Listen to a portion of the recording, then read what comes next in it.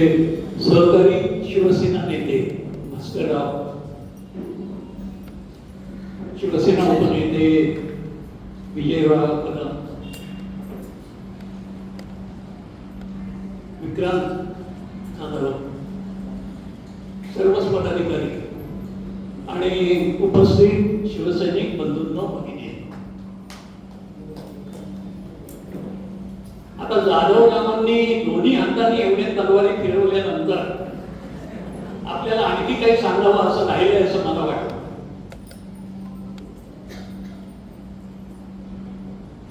मगाशी कोणीतरी बोलताना आपल्या मनातली इच्छा व्यक्त केली आणि बोलण्याच्या ओघात ते भास्कररावांना भावी मुख्यमंत्री म्हणून म्हणाले.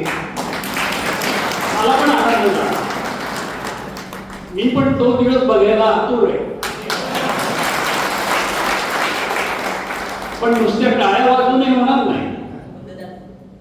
त्याच्यासाठी जे काही कष्ट करावे लागतील ते सगळे करायची तुमची तयारी असली पाहिजे. आहे ना तयारी? मग या जिल्ह्यातल्या सगळ्या आमदारकीच्या जागा जिंकाव्या लागतील आणि अनेक जिल्ह्यांमध्ये तसे जिंकावे लागतील तर आपलं 288 जागांच्या सभागृहात बहुमत होईल. कारण राजकारण हे तसं कठोर असतं, निष्ठुर असतं. तिकडे असा नंबर गेम असतो, आकड्यांचाच खेळ. 145 दाखवा आणि सत्ता घ्या. याच्यामध्ये दुसरी काही टंगळ मंगळ चालत नाही. आणि महाराष्ट्रात जर 145 जागा निवडून यायची असतील तर आपल्या जिल्ह्यामध्ये पैकीच्या पैकी जागा आल्याच पाहिजे. आणि एवढी जिद्द बाळगून आतापासून काम केलं तर 3 वर्षामध्ये हे आपल्याला घडवता येईल. ते तुम्ही घडवा आणि मग हक्काने आपला मुख्यमंत्री मागा असं माझा तुम्हाला आग्रह. पण नुसते स्वप्न बघून थांबता नाही. स्वप्न बघायचं पण स्वप्न पूर्ण करायला जागा लावा लागतं. ती अखंड जागा राहण्याची तयारी आहे का? ते असेल तर मग स्वप्न बघायचा तुम्हाला पुरेपूर हक्क आहे. आणि त्या स्वप्नामध्ये मी सुद्धा सामील. तेव्हा बऱ्याच गोष्टी सांगून झालेल्या आहेत. बऱ्याच जणांच्या काही सूचना पण आलेल्या आहेत. पण मला काय वाटतं की पक्ष संघटनेमध्ये बारीक बारीक बारीक ज्या गोष्टी असतात त्या लहान असतानाच त्याची दखल घेतली पाहिजे. त्या छोट्या गोष्टी मोठ्या होईपर्यंत वाट बघत राहू नका. आणि ह्याच्यावरचा एक उपाय असा की वरचेवर आपण भेटलं पाहिजे, बोललं पाहिजे. तर कुठे काय खतखतलंय, काय चाललंय, त्याच्यावर काय उपाय आहे का, त्याचा तिथले तिथे विचार करता येईल. म्हणून पदाधिकाऱ्यांच्या किमान महिन्यातून एकदा बैठका झाल्या पाहिजे ही पक्षाची सूचना माना. परंतु तालुका पातळीवर किंवा तालुका प्रमुखांची जिल्हा पातळीवर महिन्यातून एक बैठक घ्यायला काय हरकत आहे? काय फारसं काय नसलं तरी एक विचारपूस करून तरी आपल्याला काही महाराष्ट्र बोलून जाता येईल. आणि ज्या काही बारीक सारीक गोष्टींचा उल्लेख होतो त्यांची दखल घेऊन तिथल्या तिथे त्या मिटवता येतात. बघा वातावरण किती चांगलं होईल. तेव्हा अशा रीतीनं पक्ष संघटन म्हणजे आणखी दुसरं काय? पक्ष संघटन म्हणजे एकमेकांची मनं ओळखणं,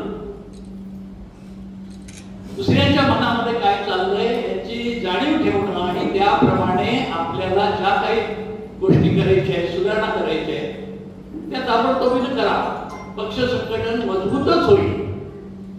हे बाळासाहेबांनी शिकवलं आणि त्याप्रमाणे ही संघटना चालली. म्हणून इतकी वर्ष अनेकांनी प्रयत्न केले. अनेक विरोधकांनी शिवसेनेला रोखायचे प्रयत्न केले, शिवसेनेला बुडवायचे प्रयत्न केले. पण कोणाची माय वेळी नाही, शिवसेनेला बुडवता आलेलं नाही. शिवसेना पुढेच जाणार. जोपर्यंत तुम्ही आम्ही आहोत, तुमच्यासारखे शिवसैनिक आहेत, तोपर्यंत शिवसेनेला थांबवता येणार नाही. महाराष्ट्राच्या खूप अपेक्षा आहे शिवसेनेकडून की हा पक्ष वेगळा आहे. हे इतर पक्षांसारखं प्रकरण नाही, हे वेगळं रसायन आहे. आणि म्हणून हे आपलं वेगळेपण आपण जपलं पाहिजे आणि लोकांच्या अपेक्षा किती पुऱ्या करता येतील तेवढ्या करायचा प्रयत्न केला पाहिजे. त्यामुळे ज्या काही सूचना झाल्या त्यांची दखल मी घेतलेली आहे, मग ती दापोलीची सूचना असो की आणखी कुठली असो, आणि त्याच्यावर जे काही उपाय करायचे ते निश्चित करणार एवढं मी.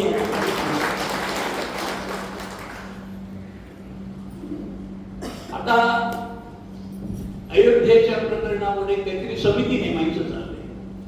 ताबडतोब सगळे लोक अंगाला तेल लावून तयार व्हायला लागले. म्हणजे भाजप, विश्व हिंदू परिषद, RSS सगळ्या संघटनांचे पदाधिकारी आता जणू काही कुस्तीलाच उतरायचं आहे अशी तयारी करायला लागलेली आहे. अरे पण जेव्हा अयोध्येची लढाई चालली होती तेव्हा तुम्ही कुठे होता? तेव्हा पळापळ सुरू झाली होती. आज पद पाहिजे, तिकडे सत्ता आहे, बरीच काहीतरी तिकडे निधी गोळा होतो.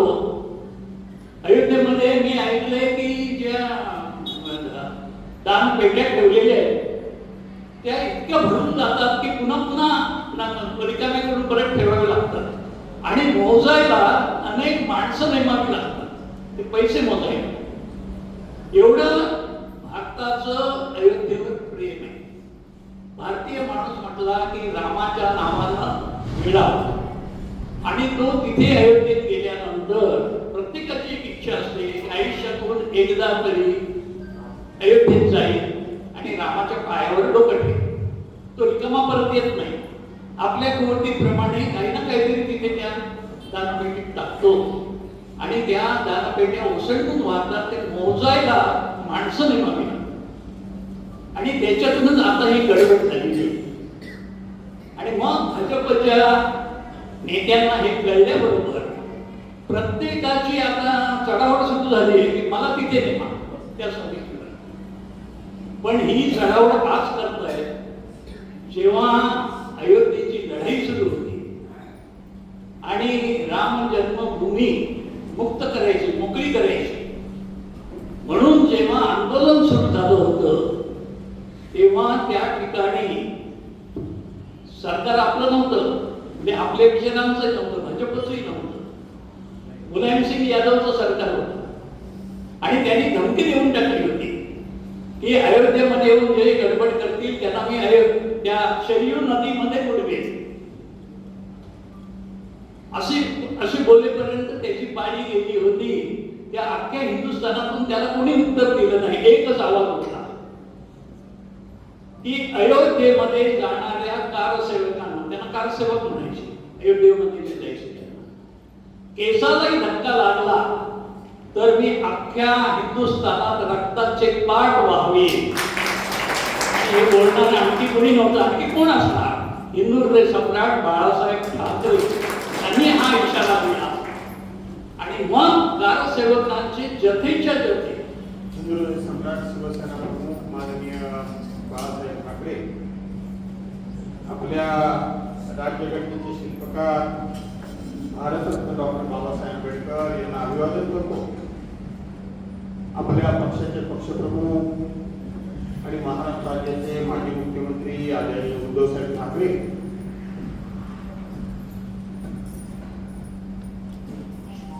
ज्यांच्या नेतृत्वाखाली, ज्यांच्या मार्गदर्शनाखाली माझ्यासारखा शिवसैनिक घडला आणि बाळासाहेब कैलासवासी हिंदुहृदय सम्राट मान्य बाळासाहेब ठाकरे यांचं अष्टप्रधान मंडळ जसं छत्रपती शिवाजी महाराजांचं होतं तसं बाळासाहेबांचं देखील अष्टप्रधान मंडळ होतं आणि त्याच्यामध्ये 13 त्यावेळेला त्या अष्टप्रधान मंडळामध्ये जे 13 प्रमुख नेते होते त्याच्यामध्ये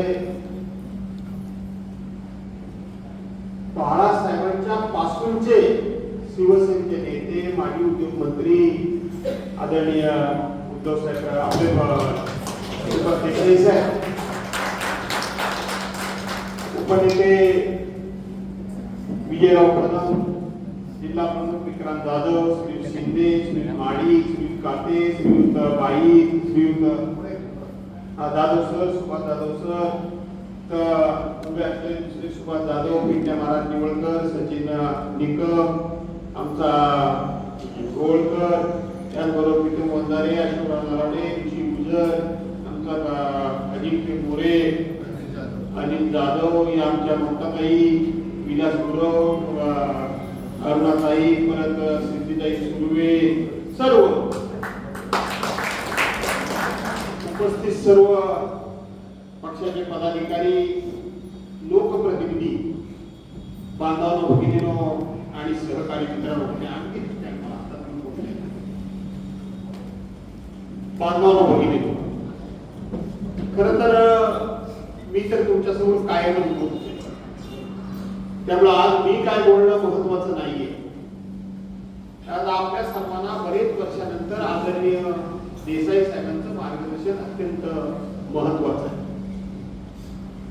साधारणपणे 35 वर्षाचा कालखंड उलटून गेला, त्याच्यापेक्षा जास्तचा कालखंड उलटून गेला आणि या 35 वर्षाच्या कालखंडामध्ये बरीचशी नवीन पिढी या प्रवाहामध्ये आली. बरेचसे तरुण शिवसेनेमध्ये दाखल झाले. त्यामुळं देसाई साहेबांची कार्यपद्धती आणि देसाई साहेबांचं मार्गदर्शन तुम्हाला लोकांना फार काय लाभलं असेल असं मला वाटत नाही. परंतु मला आठवत आहे, मी ज्या वेळेला 1987-88 ला शिवसेनेचा तालुका, चिपळूण तालुक्याचा तालुका प्रमुख झालो आणि त्यावेळेला आता सारखं रचना नव्हती. त्यावेळेला मुंबईतून संपर्क प्रमुख यायचे, शाखा प्रमुख, उपविभाग प्रमुख, विभाग प्रमुख, तालुका प्रमुख, जिल्हा प्रमुख आणि संपर्क नेते अशी, आणि मग नंतर नेते आणि शेवटी शिवसेना प्रमुख. अशा पद्धतीनं पक्षाचा एक ढाचा होता. पक्षाची बांधणी, पक्षाची रचना या पद्धतीनं होती आणि त्यावेळेला देसाई साहेब हे आपल्या रत्नागिरी जिल्ह्याचे संपर्क नेते होते. पक्षामध्ये त्यावेळेला वारंवार शिबिरं व्हायची, मार्गदर्शन शिबिरं व्हायची. देशामध्ये काही जर घटना घडल्या, उदाहरणार्थ जीएसटी सारखा कायदा आला, त्याच्यापूर्वी व्हॅट आला, आता 3 तलाक सारखा कायदा झाला, 370 कलम रद्द झालं, हे अशा प्रकारचे ज्यावेळेला कायदे यायचे.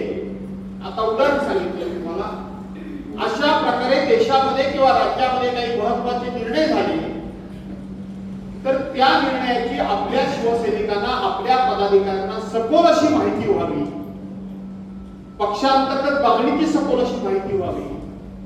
शिवसेना प्रमुखांना एखादा कार्यक्रम हा आपल्या पदाधिकाऱ्यांना, शिवसैनिकांना द्यायचा असेल तर शिवसेना प्रमुखांची इच्छा काय, भूमिका काय, तो कार्यक्रम कसा राबवावा याकरता सगळी मार्गदर्शन शिबिर व्हायची आणि ती सगळी शिबिर याचं ऑर्गनायझेशन किंवा याचं नियोजन आदरणीय देसाई साहेब सातत्याने करायचे. हे तुमच्यासारख्या लोकांनी बघितलं नाही, परंतु माझ्यासारख्या कार्यकर्त्यांनी पाहिलेले अनुभव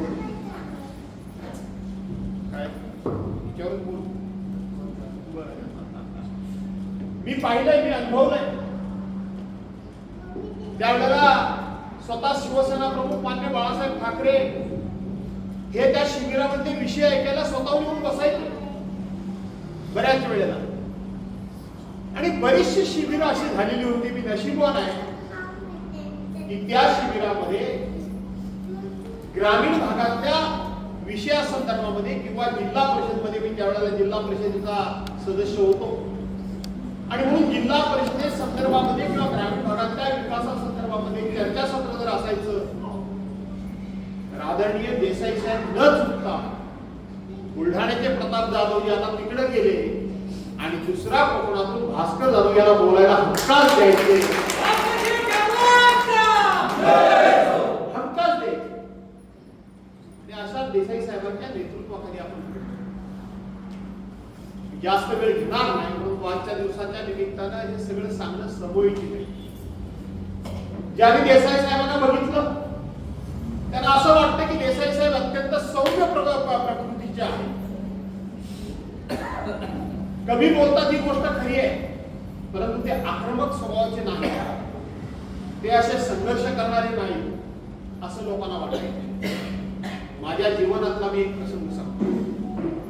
12 नोव्हेंबर 1988 ला त्यावेळचे राज्याचे मुख्यमंत्री पवार साहेब आले होते कोकणाच्या दौऱ्यावर. आणि कावट्यामध्ये तर आमच्या रोजच मारामारी असायच्या, चिपळूणमध्ये तर रोजच मारामारी असायचा. माझं एक पाऊल पोलीस स्टेशन कचेरी आणि एक पाऊल घरी. माझ्याबरोबर काम केलेले माझे अनेक सहकारी या ठिकाणी आहेत. मी कधीही माझे कार्यकर्ते माझ्या आयुष्यात कधी कोणाला बोललेलो नाही. माझे सहकारी या ठिकाणी आहेत. आणि आदल्या दिवशी देसाई साहेब आले होते इथे दौऱ्यावर. विलासराव देवरुखकर त्यांच्याबरोबर त्याचा आहेत की मला माहित नाही, कारण बरीच वर्ष त्यांना मी भेटलेलो नाही. आहेत काय साहेब ते? विलासराव देवरुखकर त्यावेळेला साहेबांच्या बरोबर होते. आजच्या दिवशी आमची चर्चा झाली. सगळं झालं. आणि रमेश पाटील नावाचा इन्स्पेक्टर दाबासतो, राक्षसच तो, असा इन्स्पेक्टर त्यावेळेला होता. आणि आजच्या दिवशी आमची चर्चा झाली आणि तो त्रास फार देतो म्हणून देसाई साहेबांनी सांगितलं की उद्या आपण पोलीस स्टेशनवर जायचं. सकाळी सगळे जमले की मी नाही. देसाई साहेबांनी विचारलं तालुका पोलीस कुठे आहे, भास्कर कुठे आहे? मी नाही याचं कारण असं की रात्री 3-3:30 वाजता माझ्या घरामध्ये रमेश पाटील तिथले इन्स्पेक्टर होते. ते 25-30 पोलिसांना घेऊन एकदम घरात घुसले. माझा फक्त पुढचा दरवाजा होता. मधल्या दरवाजाला बायकोच्या साडीचा पडदाच होता. आपण आज माझ्या घरी येतात, आजही मी त्याच घरात राहतो आणि मध्ये दरवाजाच नव्हता. आणि रमेश पाटील म्हणजे राक्षस. दुसऱ्या दिवशी पवार साहेब यायचे आणि काँग्रेस पक्षानं माझ्या विरोधात त्यावेळेला मोर्चा काढला होता.